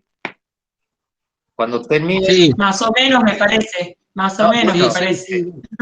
No se olviden que voy a tener tiempo, que cuando termine esta charla tienen un examen de 10 preguntas. Esa. Mirá cómo, ahí se van a despertar. Ahí está, mirá la adrenalina cómo surpe efecto. Increíble. 10 preguntas increíble. con valoración, ¿ah? Para ver que sí, cómo fue la charla. Bueno, sigamos. ¿Cuál es la patogenia? Ahí me ha salido. René, se van a ir todos, así que no digas eso. ¿Qué? ¿Por el examen? Sí. Y el que no está se le pone ausente. ¿Cuál es el problema? Siempre hay solución para todo. Bueno, la inanición produce cambios metabólicos severos. Esto nos pasa a cualquiera que tenga necesidad o lo haga forzado un ayuno o lo que sea. ¿eh? Sobre todo la parte de glucosa y energía. Si yo tengo un ayuno más de 12 horas, el glucógeno hepático ya se fue, empiezo a sacar glucosa de la vía alterna con la formación de cuerpos cetónicos, utilizando proteínas y grasa. Empiezo a usar mis reservas, que por eso me sirven, son protectoras, por eso decimos que la obesidad es protectora. ¿Y dónde la tenemos? En la pancita. Esa es la que me sigue haciendo vivir. Después de 12, 14 horas ya no tengo glucógeno hepático. Entonces, empiezo a usar esa vía, ¿bien? La insulina empieza a caer, porque ya no utilizo hidratos de carbono, el glucagón se eleva, puede aparecer una cierta hiperglucemia, y entro en este estado catabólico usando glucosa y mayormente cetona, la otra vía alterna del ayuno, como principal fuente energética. Aprovecho para decirle que esto que estoy hablando de usar cetonas como origen y fabricante de glucosa se utiliza en la dieta cetogénica. Ese es el principio de un niño alimentarlo con grasa, para que en vez de usar hidratos de carbono, utilice grasas y, bueno, y proteínas que también se le ponen. Una vez llegado a este estado catabólico, la tasa metabólica basal cae un 25%. Bien, es un estado en que el individuo trata de no gastar nada aún en forma basal. Empieza a haber pérdida de masa muscular, pérdida celular, destrucción. Empieza la atrofia por pérdida, no la atrofia por falta de uso como serían los chiquitos con parálisis cerebral. Hay una depresión total de electrolitos a nivel celular, pero en sangre se mantienen, tanto el potasio, el fósforo, porque por adaptación es necesario, si no el individuo muere. Se mantienen esos niveles, aunque sea bajos, se mantienen en sangre, pero nos ayudan a seguir viviendo. Todo esto se produce por el estado catabólico del ayuno, que puede ser en 10 días, 15, 20 días, un mes. Depende de la magnitud. Una vez que estamos en este estado, supongamos, viene la doctora Gibelekian, se da cuenta y dice, no, ¿qué le pasa? Le ponemos una sonda y lo empezamos a alimentar ya. O viene otra doctora y le quiere poner hasta una alimentación parenteral, que no sería la indicación. ¿Qué pasaría en el inicio de la alimentación? Empieza a cambiar ese parámetro que estaba catabólico, empieza a aumentar la insulina, porque aumenta la glucemia, porque yo le estoy pasando hidratos de carbono, glucemia, leche, le estoy empezando a pasar. Estimula la síntesis de nuevo glucógeno para que vaya al hígado como almacenaje, y también de grasa y de proteína. Empieza a salir glucosa, y lo que va a pasar es que tanto el potasio, el magnesio y el fósforo empiezan a ingresar de nuevo a la célula. Y ahí viene el problema. Una vez que ingresan a la célula, lo poco que había y que nos servía para vivir en el suero, caen los niveles, más un déficit de tiamina que también se asocia, y se producen las alteraciones electrolíticas graves, arritmia y una serie de cosas, problemas neurológicos, cardiovasculares. Por otro lado, como yo le empiezo a dar de comer hidrato, me va a empezar voy a empezar a producir insulina, va a tener acción la insulina para bajar la carga de glucosa. Eso me va a decir, porque la insulina es natriurética, disminuye la diuresis y hace retención de agua y pueden empezar a aparecer edema. Esto lo hemos tenido muchas veces antes y no nos dábamos cuenta. Kwashiorkor, que lo empezábamos a alimentar con sonda, con Casmil, no íbamos con un tercio de la alimentación, la mitad o la total, íbamos rápido, y a los 2 días aparecían con más edema los chicos. Oh, es el sodio, y sí, era el sodio, pero por un efecto de la insulina, por el síndrome de realimentación. Y esto lo deben haber visto los residentes muchas veces. Un montón. Y también a los pacientes con acné, que tienen ese marasmo, y en los adolescentes con anorexia, ¿no? En una etapa severa, ¿sí? Cuando se reinicia. Y si no lo pesquisan bien no se dan cuenta y empiezan a aumentar de peso y a veces por edema. Es muy importante tenerlo en cuenta. Y a su vez también bajan los niveles en suero de los electrolitos y empiezan todos los trastornos que pueden llevar a alteraciones cardiovascular, neurológicas severas. Esto se llama síndrome de realimentación, con lo cual esto enseña que en estos pacientes desnutridos crónicos con ayunos prolongados, la alimentación tiene que ser gradual, muy de a poco. No les digo esperar 10 días, no, hacerlo en 10 días el cambio, pero sí en un lapso de 72, 3 a 4 días ir aumentando de a poco para evitar que se aparezca este síndrome de realimentación. ¿Cuáles son los pacientes con riesgo? ¿A quién? Che, René, perdona que no es pediatría, pero esto también le pasa a los pacientes, a los ancianos, ¿no? Que están en estas situaciones y que los empiezan a realimentar de golpe. De golpe, sí. Sí. Pero no saben, no se dan cuenta, y yo no te digo que hay que restringir al máximo, pero empezar de la tercera, del total de calorías y proteína, la tercera parte, nunca empezar con más. Porque se produce y no se dan cuenta, empiezan a aumentar de peso por el edema, empiezan a orinar menos, y cuando se dan cuenta tienen trastornos neurológicos, una serie de cosas. ¿Ah? Bueno. Sí, o el paro cardíaco. Y la causa de muerte nunca van a saber, sí. Paro cardiorrespiratorio, pero no sabemos la infección o lo que sea. Por eso le digo que es muy importante conocerlo, al síndrome de realimentación. ¿Cuáles son las causas? O los pacientes, a la cabeza, anorexia nerviosa, enfermedades oncológicas con ayunos prolongados, postquirúrgico con muchos ayunos, en donde no se puso una alimentación parenteral de soporte, inclusive prequirúrgica, antes de que se opere 1 o 2 días antes, diabetes con mal control, metabólico, enfermedades renales con aumento de pérdida, enfermedades malabsortivas, la celiaquía, la pancreatitis aguda, mucho tiempo en ayuno y de golpe lo empiezan, la pancreatitis se puede dar, pasan 5 o 6 días en ayuno, sin ni siquiera ponerle una sonda que sea transpilórica, que atraviese donde desemboca el páncreas y se puede alimentar abajo, y cuando lo voy a alimentar de golpe me puede aparecer esto. Desnutrición crónica, pacientes quemados, enfermedad hepática crónica que están en un proceso de inanición. El agudo no va a pasar esto, pero el paciente que lleva más de 1 semana o 10 días en ayuno, y depende de la magnitud del ayuno, puede pasar esto. ¿Ah? O pacientes obesos con descenso de peso excesivo. Estos son las dietas súper restrictivas que se hacía antes y que daban mal resultado. Y muchos de esos pacientes que estaban mejor de peso y que hacían controles y que bajaban de peso rápido han tenido estas muertes súbitas por este tipo de realimentación, en esos atracones que se dan. Por eso hay que tener cuidado, es más frecuente de lo que uno cree. Bueno, ¿cuáles son las morbilidades del síndrome de realimentación? Hematológico, se altera la forma de los glóbulos rojos, da anemia hemolítica y disminución de plaquetas.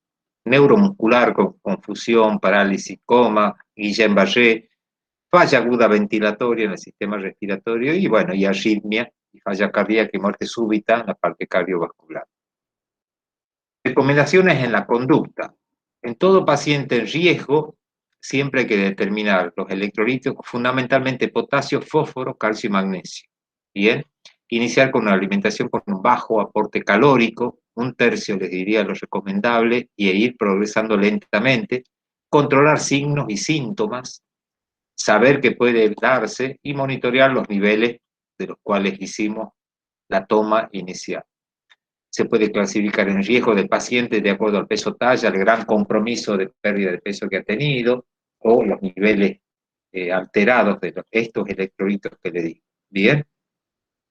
En caso de que sea imposible medir al paciente, si no podés peso y talla, se puede usar la tabla de descenso de peso y los días, esa que yo les di recién, para saber la magnitud del descenso de peso.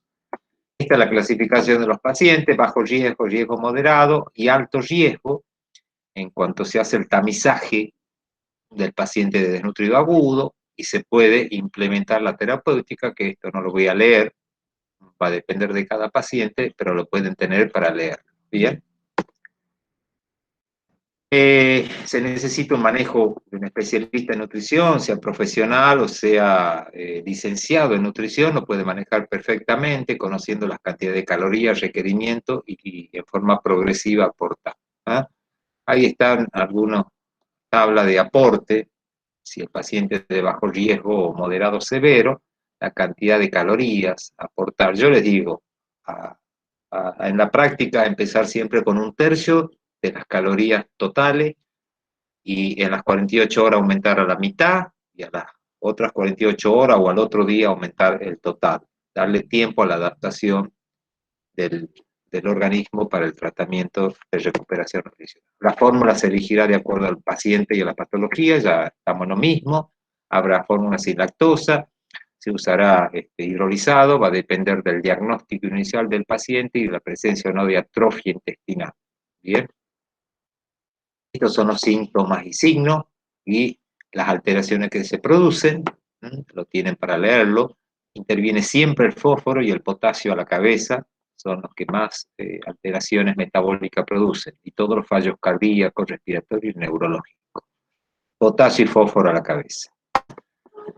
Bueno, ahí está la fisiopatología ampliada, la hipofosfatemia, la hipocalemia, la retención de sodio, hay deficiencia de tiamina. Lo que pasa que, ¿por qué se produce la deficiencia de tiamina? Es un factor, una coenzima que interviene mucho en el metabolismo del hidrato de carbono. Normalmente nunca vamos a tener déficit y nunca nos vamos a dar cuenta, pero se consume con mucha rapidez. Bien, cuando uno trata de producir mucha glucosa, o en la glucólisis de los cuerpos cetónicos, también puede haber deficiencia de tiamina. Bueno, las hiperglucemias se pueden producir. Esto está explicada la fisiopatología un poco más profundo.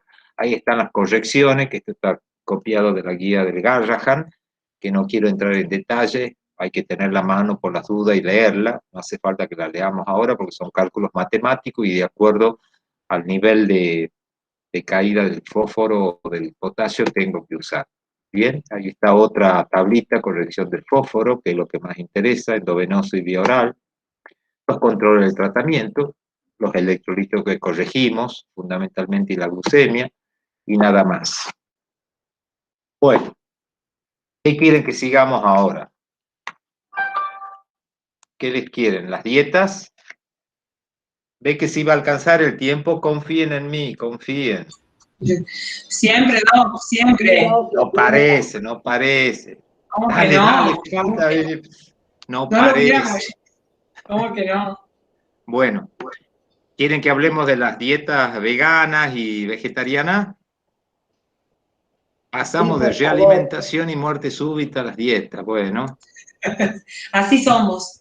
Somos muy dinámicos nosotros. Somos muy dinámicos y abarcativos. Queremos saber mucho, queremos saber. Yo quiero saber dentro de, no les he dicho el examen cuándo es, Susana, ¿no? Pero quisiera saber en ese lapso de tiempo si realmente han aprendido, mira. Bueno, la dieta vegetariana. Acá he priorizado más dejarle contenido que hablar demasiado, pero para que hay tantas variedades, hay tantas clasificaciones que es importante que lo tengan en su cartera o en su portafolio a mano o en su celular, porque a veces es difícil distinguirla.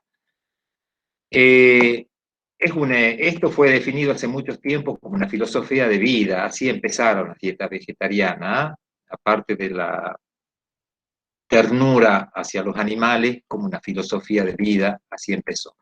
El vegetarismo viene de la palabra vegetus y significa completo, sano, fresco, vivaz. Por eso empezó con esa normativa, con esos logotipos, pero es viejo, ¿no? Del año 1800, que ya había asociaciones vegetarianas como filosofía de vida. En la actualidad existen diversos grupos y muchas variedades de personas que no consumen algún producto animal o varios, o son totalmente veganos extremos. Esto era de julio, miren, esta diapositiva son del año 2013, del curso que di también para pediatras.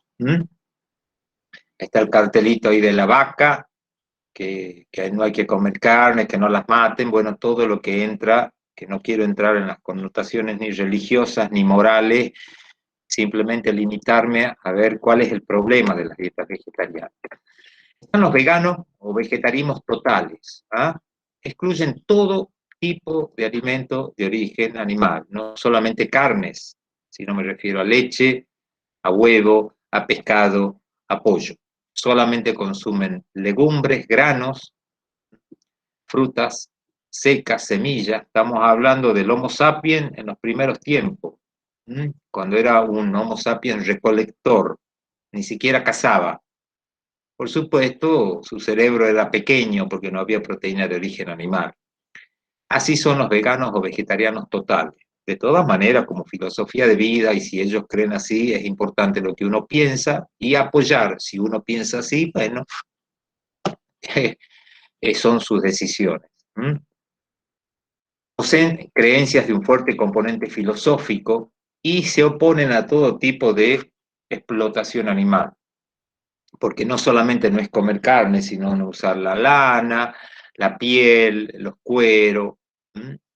Y el problema de este tipo de dieta, que tanto adultos como niños están expuestos a numerosas carencias, muchísimas carencias, desde la vitamina B, y no solo la B12, todas las vitaminas B, el calcio, seguro, porque el calcio de las verduras y de las semillas no va a alcanzar para nada, el hierro, pero por lejos, no tenemos carne, ni leche, ni huevo que pueden aportar hierro, y por supuesto la vitamina D, porque si no hay aporte en la alimentación, por más sol que tomemos, no nos va a alcanzar para cubrir los requerimientos.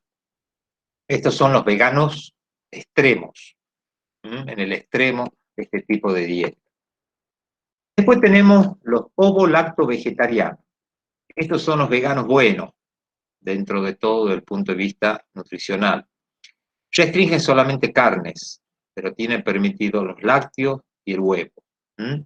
Y algunos, que ya vamos a ver, inclusive solo la carne de vaca, y sí permiten el pescado, por ejemplo. Eso es mejor todavía.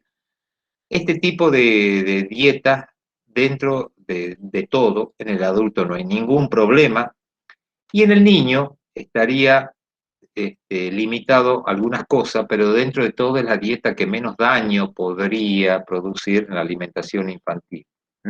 Ya creo más adelante seguimos con eso. Después están los semi-vegetarianos. Está compuesto por verduras, frutas, legumbres, hay lácteos, hay huevos, es lo que yo les decía, pollo y pescado, pero no carne. Ellos defienden a la vaquita. A los otros no, a la gallina no, es inferior, chao. Pero a la vaca sí. Es bastante abundante esto, son unos vegetarianos a media, que es solamente la carne, y están solamente así por un concepto de imitación, de sociabilización, se imita comportamientos de otros, porque la verdad que consumen carne. Acá los déficits no van a ser casi nada, no va a haber demasiados déficits, o con el hierro por la carne de vaca, que es lo que más tiene, pero de ahí no había ningún tipo de problema. Están otros que son ovo-vegetarianos, basan su alimentación en verduras, frutas, cereales, legumbres y huevos. No comen carnes de ningún tipo y sacan los lácteos. Acá lo que carecen es hierro fundamentalmente y a veces calcio. El hecho de consumir huevo puede aportar calcio, pero por ahí se queda muy corto en hierro. Pero dentro de todo, para un chico de 5 años en adelante, igual que los lacto-ovo-vegetarianos, no habría problemas de deficiencia siguiendo algunos consejos. Antes de esa edad tiene que estar muy bien suplementado para evitar las carencias. Coma más pollo, lo que sea, ahí las vaquitas haciendo propaganda para que no las maten. Están otros que son los frutos vegetarianos, siempre son frutos, semillas y nada más. No consumen ni lácteos ni carne de ningún tipo. Y algunos vegetales tampoco, simplemente todo lo que es ligado a la fruta, por eso consumen tomate, el tomate es una fruta, las paltas, las berenjenas, que en realidad son frutas. Tienen muchísimas carencias y deben recibir suplementos de ciertos nutrientes. Bien. Hay vegetarianos nuevos atípicos, con una carga filosófica cultural, que es la cultura hindú, adventista, del séptimo día. Son particularmente propensos a múltiples carencias, porque también son dietas macrobióticas, les llaman ellos, con muchos granos, o sea, cereales íntegros, legumbres, fruta seca, por supuesto. Hay un déficit de zinc, de hierro, de vitamina D, de calcio. Se imaginan la cantidad de fibra que tienen, y creo que no debe haber constipación en ninguno de ellos. Si nos ponemos a ver los beneficios de las dietas vegetarianas, en realidad, en adultos, tienen beneficios, y no hay que desconocer. Casi no tienen grasas saturadas, tienen un alto contenido de fibra soluble e insoluble, van con estilos de vida, con ejercicio y a veces con fundamento espiritual, con lo cual ayuda mucho, y no tienen consumo ni cafeína ni tabaco, por eso del componente espiritual y todo eso. Andan muy bien, en teoría. En el adulto estamos hablando. Ahora, en niños y adolescentes empieza la controversia por los déficits nutricionales máximos en estas edades. O sea, los primeros 3 a 4 años de vida y la edad del adolescente, donde se producen esos estirones y ese crecimiento acelerado con la falta de proteínas de alto valor biológico. Los beneficios que se describen en el adulto son varios. En el cáncer de colon y mama está demostrado. No sé si es por la fibra o porque no disminuyen el aumento de peso, porque la obesidad está inculpada en el cáncer de colon, la enfermedad diverticular, el alcohol y los abusos, la hipertensión, porque disminuyen la cantidad de sal al extremo, diabetes tipo 2, porque hay mucha fibra, cereales integrales, no hay azúcares refinados ni harinas refinadas, por supuesto no hacen litiasis biliar, la enfermedad cardiovascular y renales también son controladas, el consumo de grasa saturada es menor, y osteoporosis en grupos que consumen lácteos sumado a la actividad física disminuye el riesgo de la osteoporosis, si es que consumen lácteos y tienen mucha actividad física que aumenta el trofismo óseo y la absorción de calcio. ¿Cuáles son los nutrientes críticos? Primero, la energía.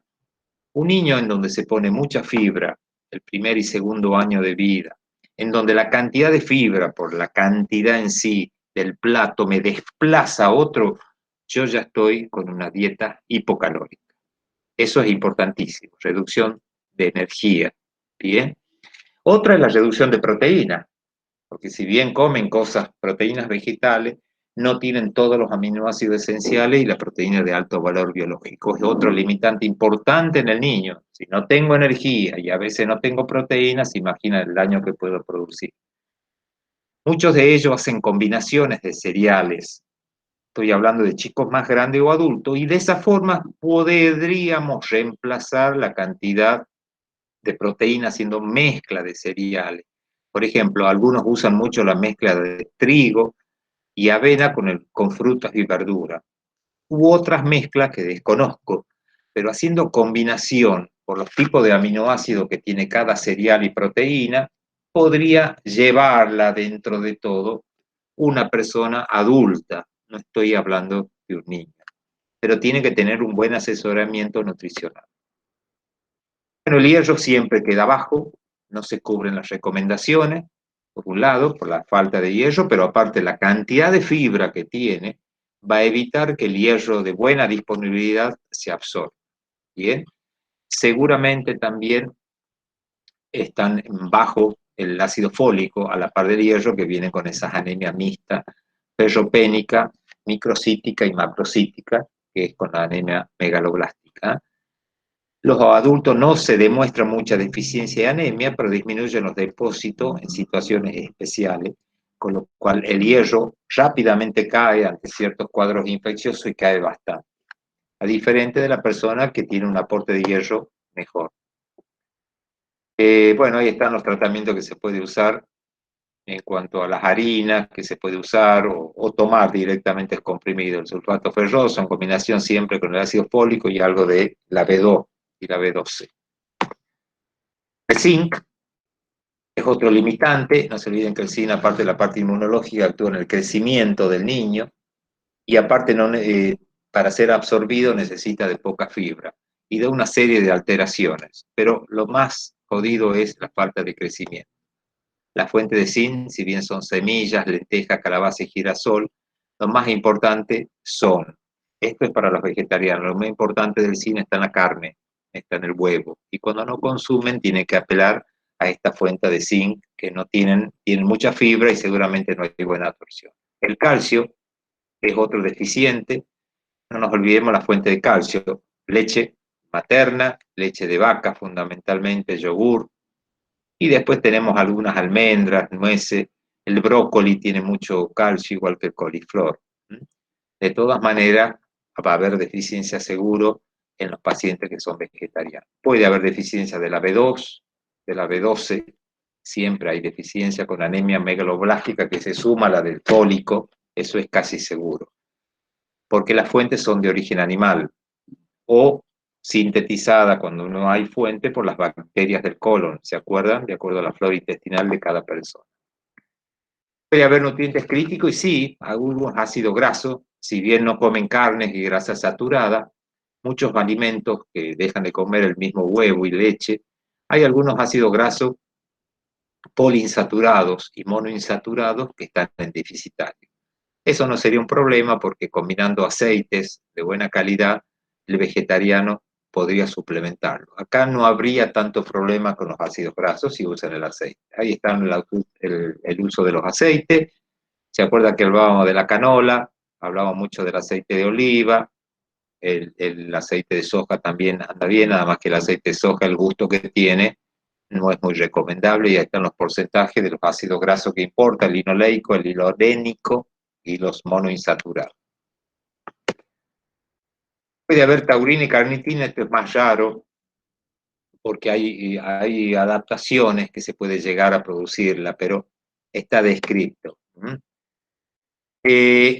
Acá está, de acuerdo al... Acá ha quedado una diapositiva colgada, ya la saco,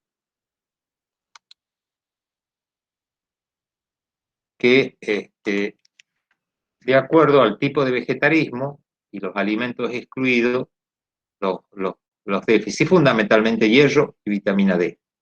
Y la vitamina B12, podríamos así, y en muchos, depende del tipo de vegetarismo, el calcio. Esos son los limitantes en los niños y en los adultos, pero en el niño van a producir mucho déficit y problemas en su crecimiento. Estas son dietas restrictivas, como para comparar también con otros. Por ejemplo, la dieta libre de gluten tiene deficiencias en vitamina y hierro. La dieta estricta, por eso hay que aportar fundamentalmente hierro. La que tiene el problema de la alergia a la leche vaca, en el calcio es casi seguro, habrá que buscar calcio vegetal y la vitamina D. La cetogénica, mucho en vitaminas y minerales, y hacemos mucho hincapié en el selenio. Hay que suplementar siempre el selenio cuando se hace dieta cetogénica porque puede dar una miocardiopatía. Ahí está la vegetariana, la macrobiótica, y cuando se saca la caseína, que son algunos tipos de vegetarianos, sacan el gluten y la caseína. Bien, y no se olviden que la dieta libre de gluten la usan actualmente o la están empezando a usar con evidencia o sin evidencia, el tratamiento de chicos con autismo y una serie de cosas. Por eso hay que tener cuidado en qué tipo de alimentos pueden tener esos niños. Lactantes y menores de 2 años son los que tienen mayores riesgos. Si tiene lactancia materna hasta los 6 meses, bueno, pasamos ese tiempo. Si la mamá al 6º mes vegetariana y son marginales los niveles de la mamá de vitamina D, hay que suplementar al niño. Bien, suministrar alimentos de alta densidad energética, calórica en el destete.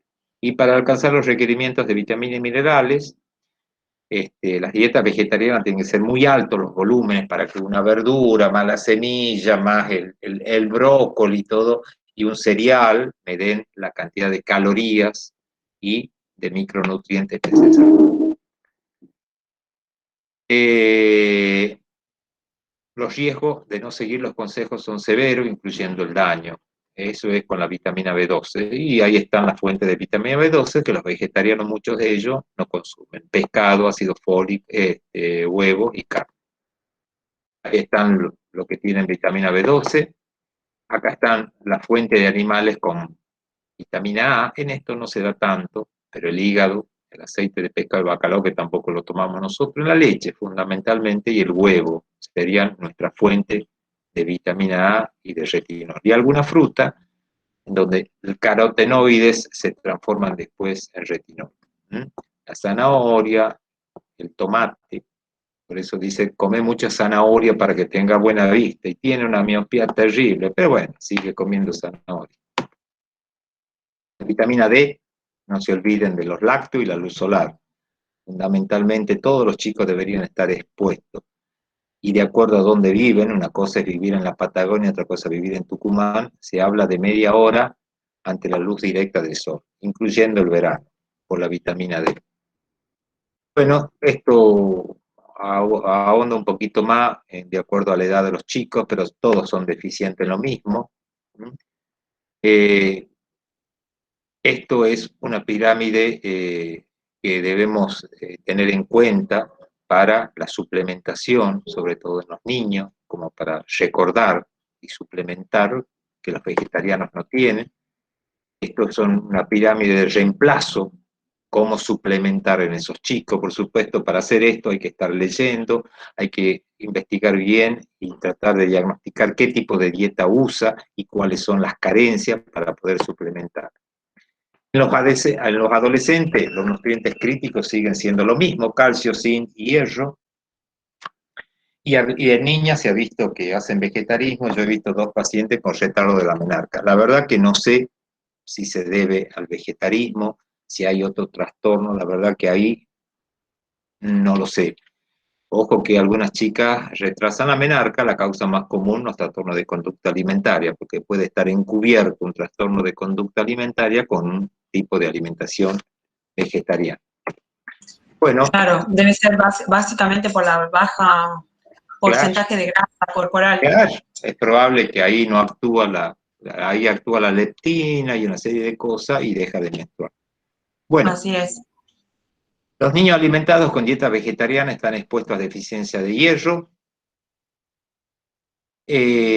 inclusive en lactantes con familias macrobióticas, disminución del desarrollo psicomotor. Se consideran las deficiencias de vitamina B12, D y calcio.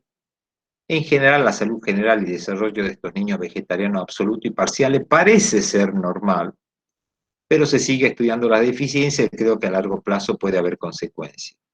Siempre fundamentalmente el control y el asesoramiento, y tienen de bueno su ejercicio físico como hábito de vida, que eso sí es positivo y que lo tienen. Eso hay que rescatar de los vegetarianos. Bueno, siempre hay que realizar una exhaustiva anamnesis, identificar al paciente, la edad, identificar el tipo de dieta que hace, y de acuerdo a eso, con una nutricionista, una especialista en nutrición, agregar lo que falta en base a un plan de alimentación. Esto es lo que dice la posición de la Asociación Dietética Americana, que las dietas vegetarianas bien planeadas son saludables, nutricionalmente adecuadas y promueven beneficios para la salud en cuanto a prevención y tratamiento de enfermedades. Es correcto para el adulto, bien balanceadas andarían muy bien. Ahora, cuán balanceadas están, cómo se las hace y cómo se las lleva es otra cosa. Pero en teoría podrían ayudar con todo lo que significa enfermedades crónicas no transmisibles. Adulto, en el niño no se aconsejan antes de los 5 años. Igual que no dar soja en reemplazo de proteína animal antes de los 3 o 4 años. Bueno, listo, cumplido, en horario. Excelente, Doc, excelente, increíble. Muy bien, René, te llevas el Oscar. Bueno, muchísimas gracias. ¿Alguna duda? Por la paciencia. ¿Alguna duda? Así que estamos. No. Acá Luis Cataldi preguntaba qué riesgo tienen los bebés alimentados a leche materna de madres veganas. ¿Se acuerdan que ahí estaba la diapositiva, las deficiencias de hierro de la mamá, fundamentalmente, de calcio? O sea, la leche materna saca sus elementos de lo que consume la mamá, tanto los buenos como los malos. Entonces, a largo plazo, la mamá es extrema, extrema, la del vegetarismo, puede haber deficiencia en su leche materna. De todas maneras, la glándula mamaria saca hasta el último de la mamá para lograr lo mejor, pero habría que llevar un control bien estricto. Primero por la mamá también, porque es severo lo que la leche materna necesita, saca la mamá. Y segundo, para el niño.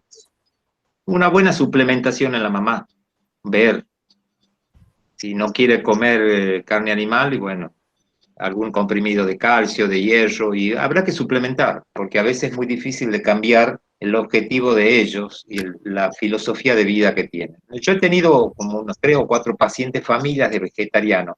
En 3 de ellos, que venía el papá y la mamá y se internaban los 3, no se internaban si no estaban a la par del niño, chicos de 6 meses hasta 4 años, en todos los chicos tenían anemia. Todos tenían anemia, hemoglobina de 8, de 9, recontra compensada, sin signo de nada, por supuesto, porque eran crónicas, digamos, son muy lentas. Todos tenían la talla levemente disminuida, pero eso no era parámetro para valorar. Pero anemia tenían todos.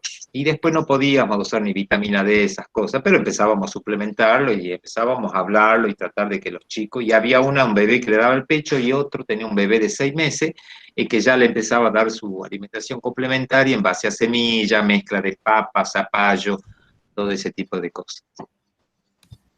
Tuve que leer bastante sobre ese caso para poder adecuarlo. Bueno,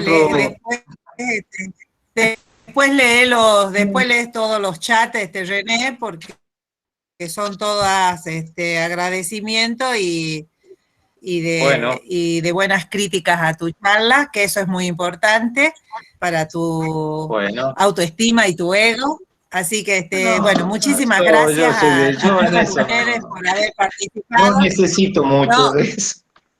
No. Bueno, pero es bueno saberlo, Claro que sí. No. Aparte de agradecerte a vos, agradezcamos a todos los participantes que estoicamente aguantan tantas horas en virtual, claro. Realmente es mucho. La verdad que yo tenía dudas que aguanten tanto en la forma virtual. Yo ya estoy más acostumbrado porque estamos dando el rotatorio todo virtual, se imaginan, al rural y bueno. Pero la verdad que el proceso de estar frente a la máquina tanto tiempo, mantener la concentración, no es fácil, cansa, entonces la verdad que es valorable. Bueno. Entonces están todos aprobados, me imagino. No, todavía no están aprobados. Tienen que aprobar. Entonces su trabajo eso es lleno. falso. Quiero que respeten el tiempo para presentación, porque es muy importante. También necesito que rindan la evaluación en tiempo, así no nos vamos desfasando. Es importante que se regularicen con el módulo 1, porque ahora va a haber una nueva y va a ser el mismo examen, porque la idea es de que lo poco que se ha visto ahí lo puedan ustedes entender y comprender, si no, no tiene sentido esto. Y en la medida que ustedes regularicen el módulo 1 y el 2 y seguimos para adelante. Espero que muy pronto la pandemia nos deje que nos veamos nuevamente, porque es más lindo, realmente es mejor, pero mientras, por lo menos hemos podido pasar esta prueba de acero, de hacerlo virtual para tantas personas, y bueno, y ya veo que han aprendido. Todos van a tener acceso al campus virtual a partir del otro módulo, porque ya están admitidos, y bueno, los espero para el próximo, y ya les vamos a mandar bien el cronograma, espero que no haya que hacer cambios. En mayo tenemos neurodesarrollo y tenemos la parte de legal. Módulo no se pudo dar porque el doctor tuvo COVID, y es un paciente de riesgo. Así que, bueno, si todo anda bien, vamos a seguir con el cronograma como estaba planteado desde ahora, ¿no es cierto? Porque lo hemos corregido. Yo les he mandado una información bien de las fechas de los exámenes, una fechita, una tablita también para que ustedes vean las fechas. hasta cuándo tienen que presentar el trabajo en terreno, hasta cuándo tienen que, cuándo tienen que rendir la evaluación de este módulo, cuándo tienen la recuperación de los otros, cuándo va a ser la recuperación de este. Bueno, o sea que está completito ese cuadro. Espero que lo hayan visto y si no lo han visto, por favor, vayan al sector ese de informes que está en el campus virtual. ¿Alguno tiene una duda o algo? Si no, cerramos esta charla, lo despedimos al doctor que debe estar muy cansado. ¿A qué hora empiezan mañana? ¿A qué hora empiezan mañana? Mañana importante, empezamos a las 8. Exactamente. No, pero pasa algo, René. No, hoy hemos empezado a las 9 porque ya habíamos decidido eso. Va a ser presencial y para que la gente que viaja llegue con tiempo, no esté tan cansada, qué sé yo, por eso no lo hemos modificado, que siempre tenemos de las endorfinas, ¿cómo se llaman esas, René? Bueno, las tenemos mejor y podemos aprender más desde más temprano. Así que mañana los esperamos a las 8. Un poco antes, por favor, para que los secretarios tomen la asistencia. ¿Alguna duda? ¿Algo que quieran saber? Bueno, entonces los despido hasta mañana. Muchas gracias. Suerte. Muchas gracias, Doc. Hasta luego, que descansen. Chao. Gracias a ustedes. Muchas gracias. Chao.